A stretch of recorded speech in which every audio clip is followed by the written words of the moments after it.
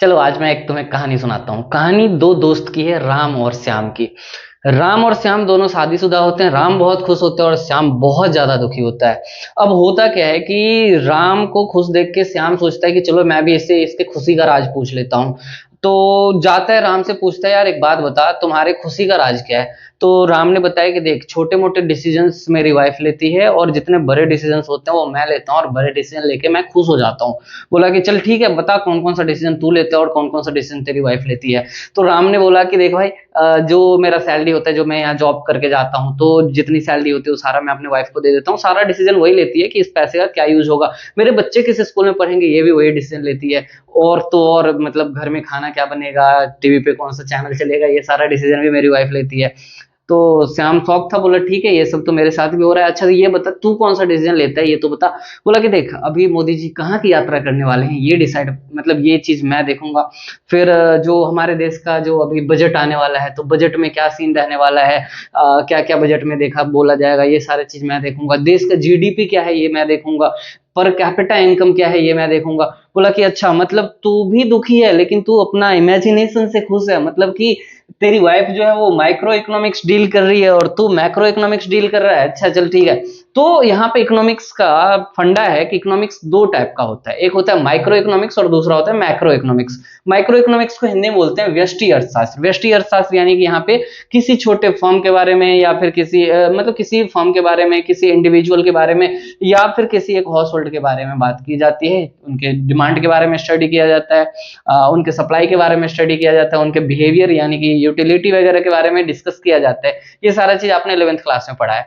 अब हम बात करते हैं 12th क्लास में यानी कि मैक्रो इकोनॉमिक्स में। तो यहाँ पे इकोनॉमी एज होल का स्टडी किया जाता है, पूरे के पूरे इकोनॉमी का स्टडी किया जाता है। जैसे कि देश का जीडीपी क्या रहना चाहिए, क्या होगा, देश का बजट क्या होता है, पर कैपिटा इनकम क्या होता है, ये सारे डिसीजन कहाँ पे पढ़ाई होता है, मैक्रो इकोनॉमिक्स में होता है।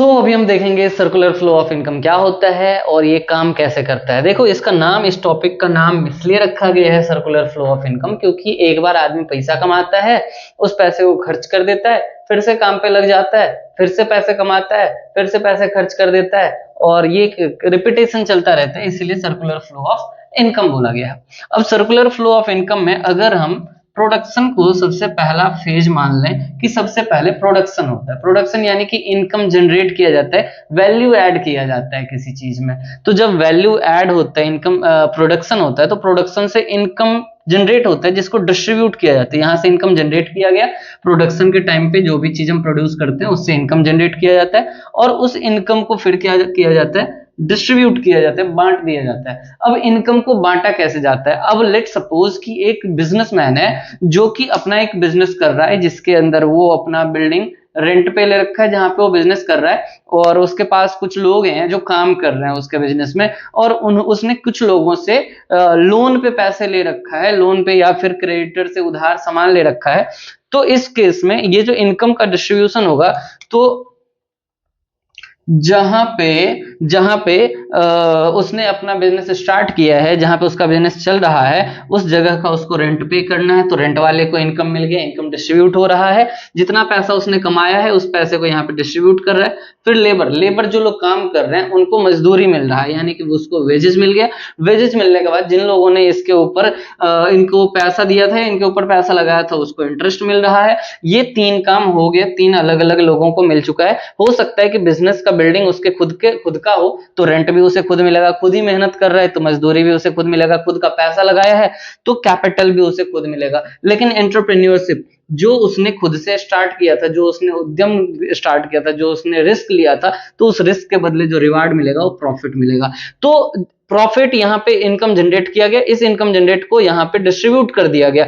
डिस्ट्रीब्यूट इन चार लोगों में ही होगा, इसको फैक्टर बोलते हैं, फैक्टर ऑफ प्रोडक्शन बोलते हैं, और इनको फैक्टर इनकम बोला जाता है। इसके बदले जो इनकम आ रहा है इसको क्या बोला जाता है, फैक्टर इनकम बोला जा रहा है। और फैक्टर इनकम के बाद फिर जब इनको पैसे मिल चुके हैं, जैसे रेंट मिल गया, वेजेस मिल गया, इंटरेस्ट मिल गया, प्रॉफिट मिल गया, अब ये क्या होगा, इस पैसे को ये लोग जाके खर्च करेंगे। तो यहाँ पे डिस्पोजिशन हो रहा है, इनकम को डिस्पोज किया जा रहा है। जब इनकम को डिस्पोज किया जाता है तो इसको हम एक्सपेंडिचर भी बोलते हैं। अब जब पैसा खर्च हो चुका है तो वापस से फिर से प्रोडक्शन स्टार्ट हो जाएगा। तो इस तरह से ये जो फ्लो है वो चलता रहता है, इसीलिए इसको क्या बोला जाता है, सर्कुलर फ्लो ऑफ इनकम बोला जाता है। सुनो, देखो, एक होता है रियल फ्लो और दूसरा होता है मनी फ्लो।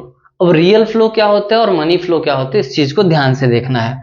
तो जब हाउस होल्ड अपना फैक्टर सर्विस प्रोड्यूसर को देता है, यानी कि लैंड, लेबर, कैपिटल, एंटरप्रेन्योरशिप, कुछ भी, एक हाउस होल्ड, एक परिवार एक प्रोड्यूसर को अपना सर्विस दे रहा है, तो वो क्या कहलाएगा, रियल फ्लो कहलाएगा। और प्रोड्यूसर उसके बदले क्या करता है, तो अमाउंट पे करता है, पैसा देता है, तो ये मनी फ्लो होता है। लेकिन ये तो एक तरफा हो गया ना, कि हाउस होल्ड दे रहा है प्रोड्यूसर को और प्रोड्यूसर अपना सर्विस लेके पैसा वापस कर रहा है हाउस होल्ड को। लेकिन सिर्फ ये नहीं होता, एक और काम होता है इसमें।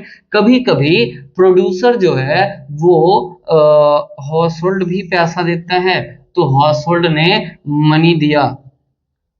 हाउस होल्ड पैसा क्यों दे रहा है, किसी को आइडिया हो तो कमेंट कर सकते हो। हाउस होल्ड ने पैसा दिया प्रोड्यूसर को, किस काम के लिए, क्योंकि प्रोड्यूसर ने भी हाउस होल्ड को प्रोडक्ट बेचा था।